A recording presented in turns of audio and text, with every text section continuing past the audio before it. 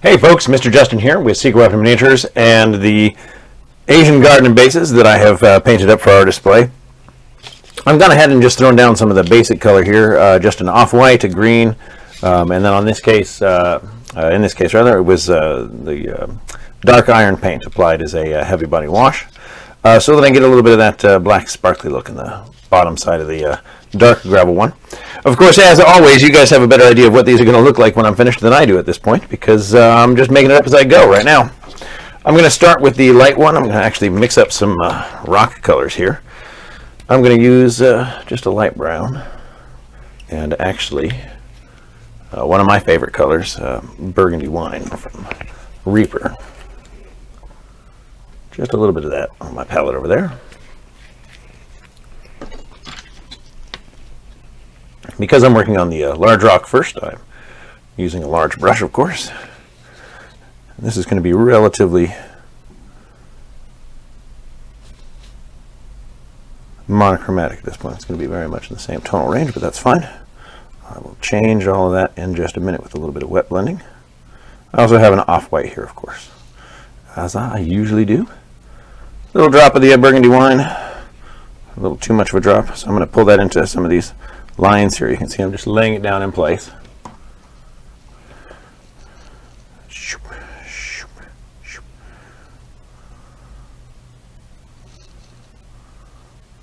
And now I'm going to blend them back and forth a little bit.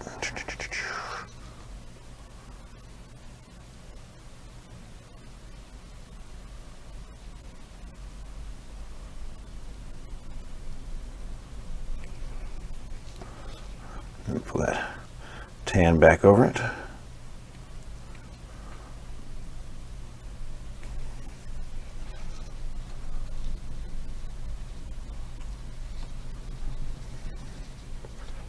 All right, bring a little bit more of the tan back.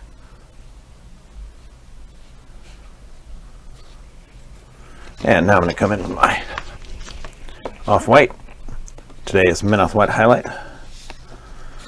And just on the highlight points of that, just like I did before, add a few little white lines, and then start blending that all together, of course.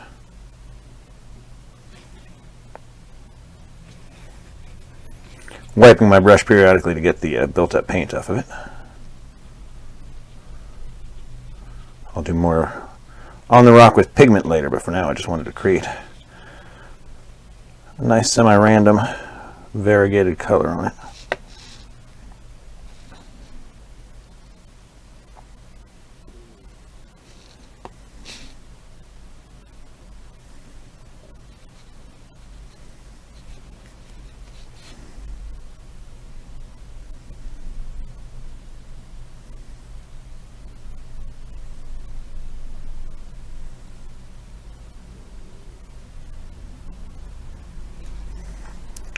Letting that feather texture really take hold there. I like how that looks. Of course, again, you guys know what it looks like in the end, so we'll see how it plays out, right?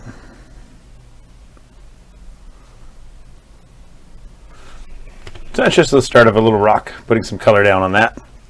And that's just wet blending straight acrylic. I haven't thinned them out or anything, really. I'll do pretty much the same over here, except I'm going to start with the burgundy wine on the dark rock.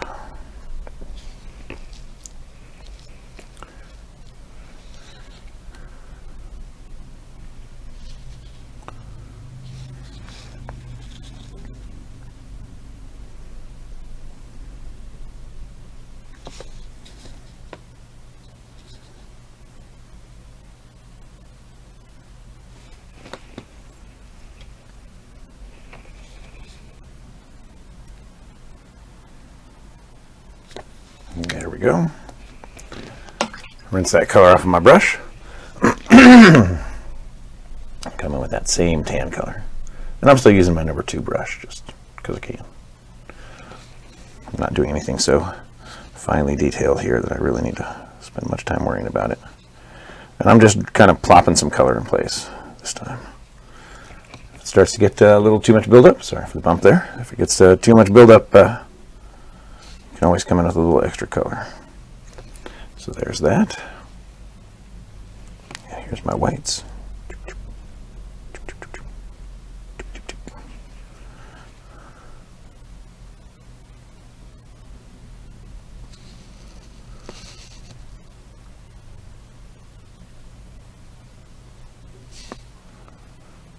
Nice little interesting rock. At least for now. Keeping on that kind of purple motif. And on this one, I definitely came in, like I said, with the dark iron, because I want to go darker on this one. For the rock, I'm going to do the same trick I've used on the others. I want to show how we can keep the color schemes similar while still presenting a very different finish on each of them. Cleaning up some of the areas where I got green on what is going to be rock. There we go. Make sure I leave nice little sections of mondo grass. Everybody loves their mondo grass. All right, get the violet back in here.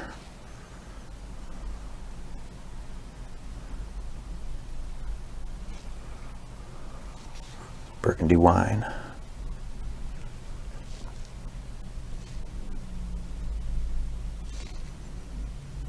And again, just kind of throwing the color around. Having fun.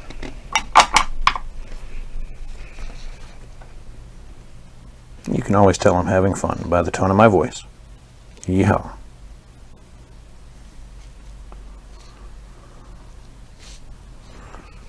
All right, back to the white. Just a little bit. There we go. These there. Use the side of the brush to kind of drag highlights out over the whole surface. Then, oop, remember over here, Justin. There you go. Same thing with the side of my brush. I'm just pulling it back, pulling it back, pulling it back. And again, I've got that nice, well, I will have a nice purple color. All right, so that should be enough for the moment on those acrylics. So let's see. We are starting, ooh, I got some purple bleeding on that one, but that's fine. I'll clean that up later. So we're back to this first one here. And of course I have the dirt over here and the rocks. So what we're going to do is actually just take those rocks for now. Slap some pure off-white on them. Don't worry, this will all make sense later, I promise. At least I sure as heck hope so. I've been wrong before. Not worried about a little overspill there, because I am going to paint that ground. Hey, I am worried about some flaky old dry crappy paint though. Look at that. Get out of there, you. This is why you never ever paint directly from the pots. Ever. Don't do that.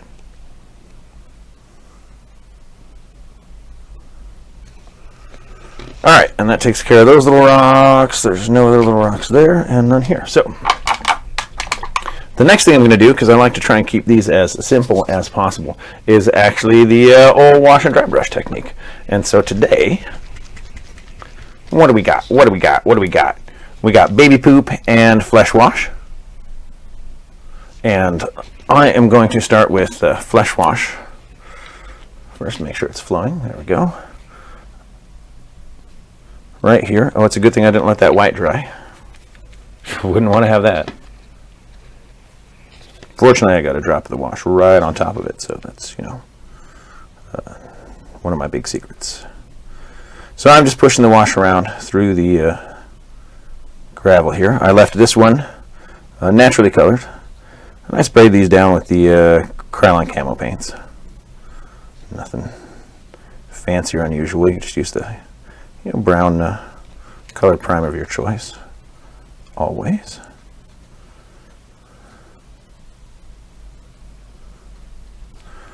And it's all right that white is still a little wet, and it's all right that I'm getting some of the brown up onto the rock, because of course the rock is going to be weathered later.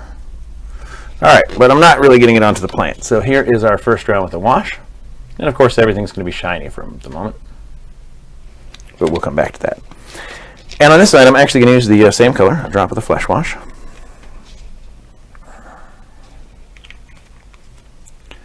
And we'll come back and dry brush the white over the top of that again later.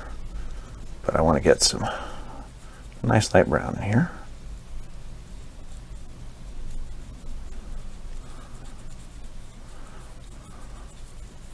I'll thin it out a little more, remove some of that excess color. So I'm adding a little bit of water to my brush, just getting this whole area wet again. While that's wet, I'm going to hit it with the tissue. Take that! That'll learn you. All right.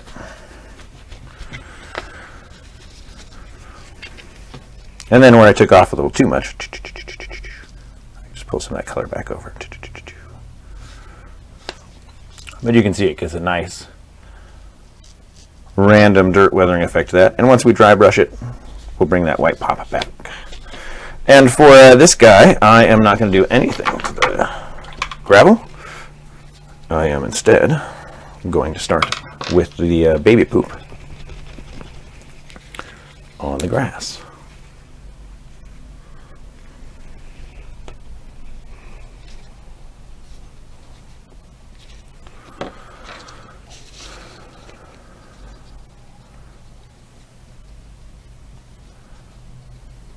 It's a little known fact that painting with a paint cap in your hand makes you a better painter. It improves the concentration or something.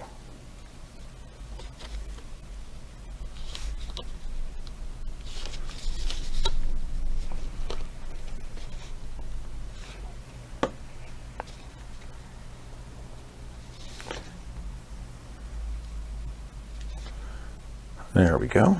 And I've applied this pretty heavy-handed because I want to add some nice gloss to my grass there as well. And I'll come back and highlight that again later too.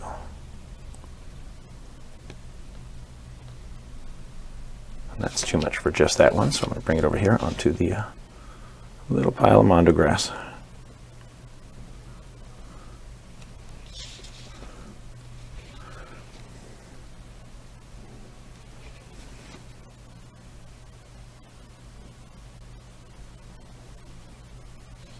There we go. And of course, at this point, once I've applied the wash, I need to let everything dry. So I'm going to go away and do that right now.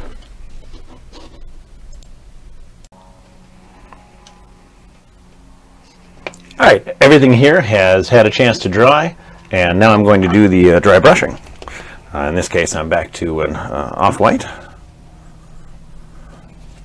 my usual. Getting most of that paint off, of course. I'm going to check it unobtrusively on some of the sand over here. And in this case, I'm looking for a reasonably light dry brush. Oh, I'm a horrible liar. That's not dry. The wash is still wet.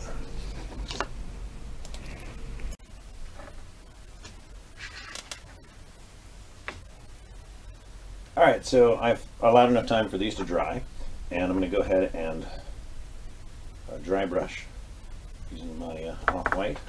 Just did a Men Off-White highlight today. And I'm going to dry brush in several thin layers here, starting on the tan gravel one. You can really build up the dry brush effect here by simply taking your time, building it up in several thin layers.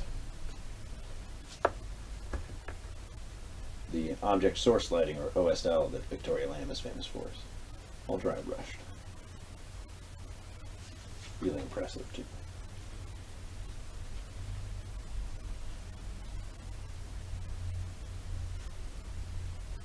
Gave the rock a tiny bit of dry brushing. Not much. See how this looks on the grass too. Actually, yes, I will do the grass, because when I come back over with the next color, that's going to be perfect. Give us a nice foundation for that. In this case, I'm going a little heavier, because I want this gravel to be fairly light.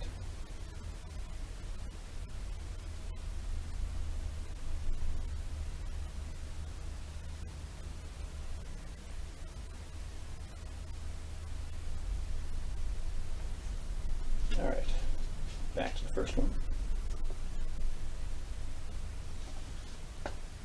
Grass here too.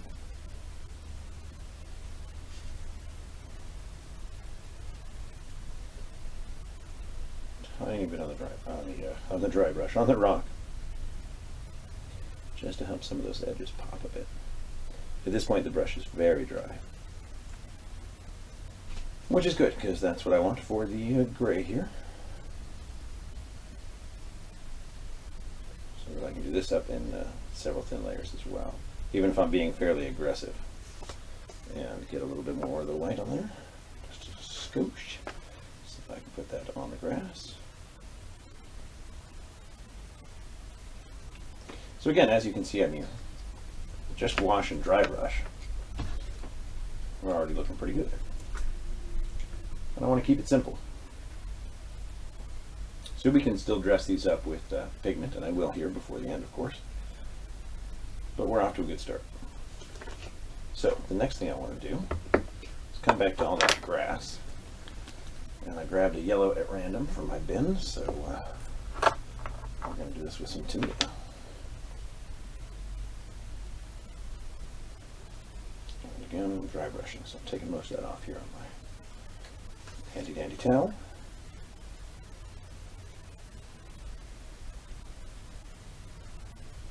And right over that white I put on earlier, I'm just putting the green, the yellow over the green and the white. And now I really get a lot of nice definition.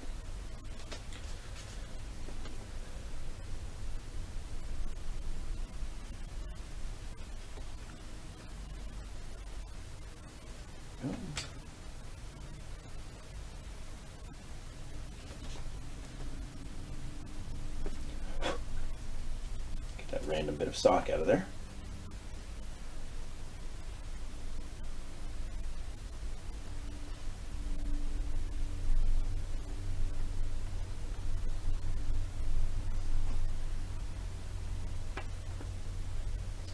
And there we go.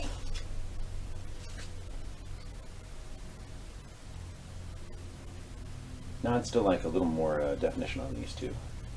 And there's still a little yellow on that brush, but that's alright. I'm going to stick to a brighter white here.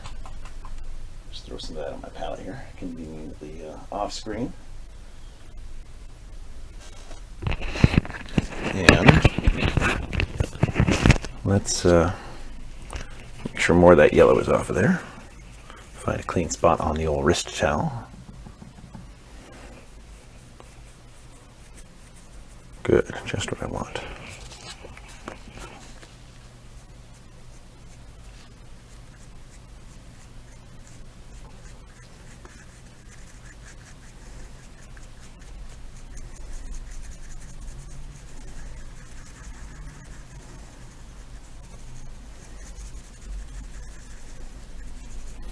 So I did this really to show too that these don't always have to be, you know, completely white sand.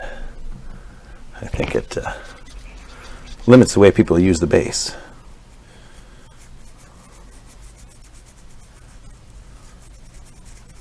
We'll even get carried away with this one here at the end.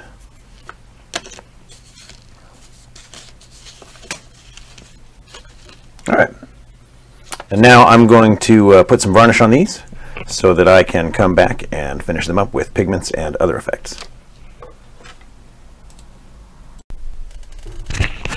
Okay, I've hit these with varnish, and now I have some pigment washes lined up to create a couple of similar but different effects here. The first I'm going to use is the dark yellow, which isn't so much a wash as a paste, so I'm going to fix that.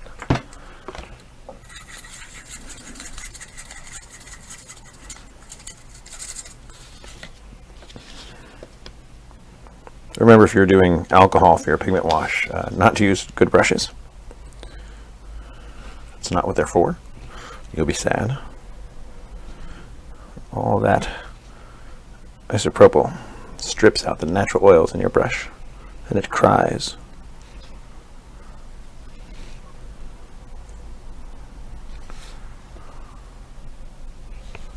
That's why I do a lot with Talcon brushes. So I'm using this to create the dirt line right here between the grass and the sand.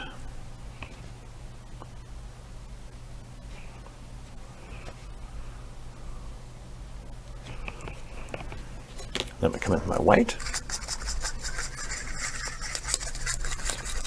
gets a little less white every time I do this, of course. And I'm going to come through some of these strands of or rows of sand.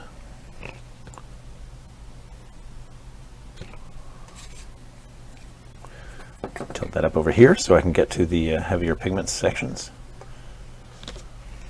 Woo. All right, I'll just hold it.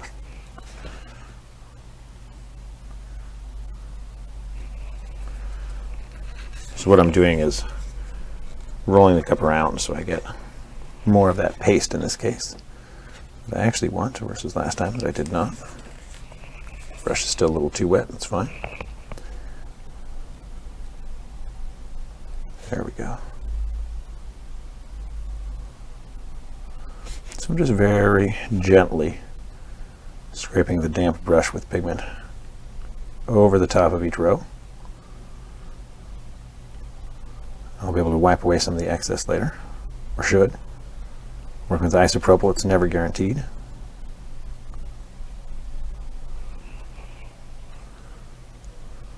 All right.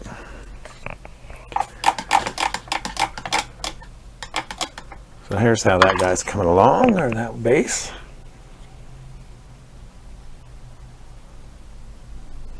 And now let's get to the next one. Some pigment washes over here. In this case, I'm coming in for the green earth and the violet.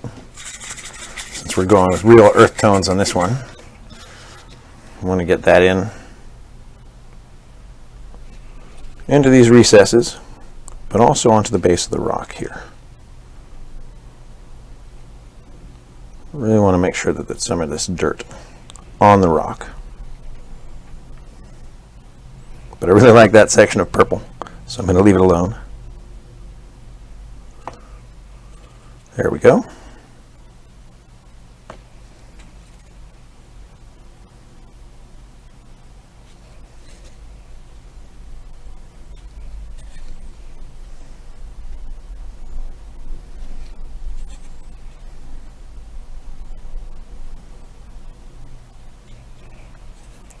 Pigment where all the dirt is supposed to be. Take a heavy section of that again. And of course when that dries it'll have that nice pasty look to it. Then I'll lock that down with some pigment fixer.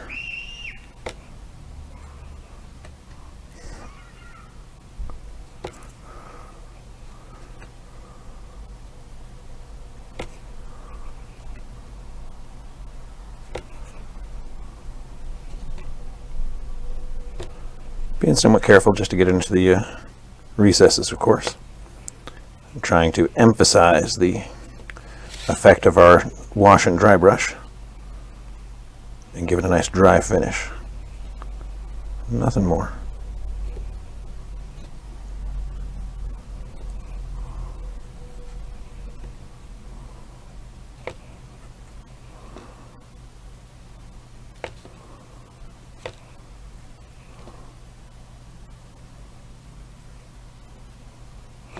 All right. Now, of course, we're going to have to let the pigment on both of these dry for a while. The isopropyl does go faster than just about anything else, but you can see it's still a little damp in there.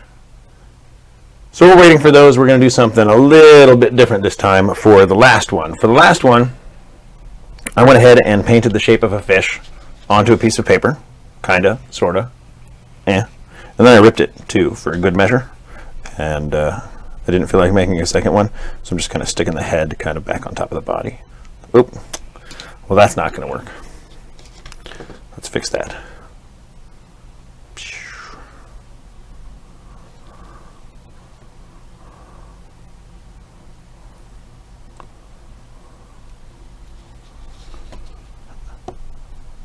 All right, there's my fishy again. Oh, stop that.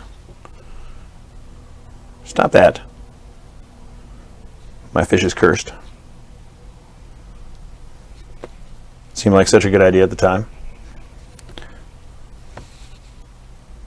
There we go. And there we go.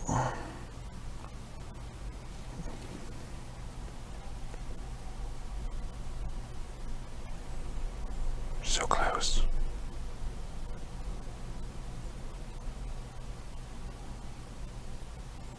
It's alive! Alive!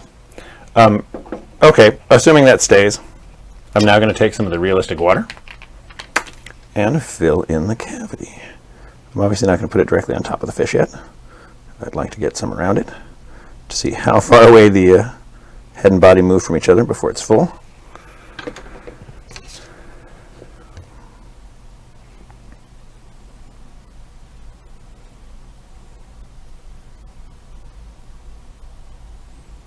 There we go. Stay. Fish heads, fish heads. So it's not the world's sexiest fish anymore. It's maybe, I don't know, third place or something, but it'll do.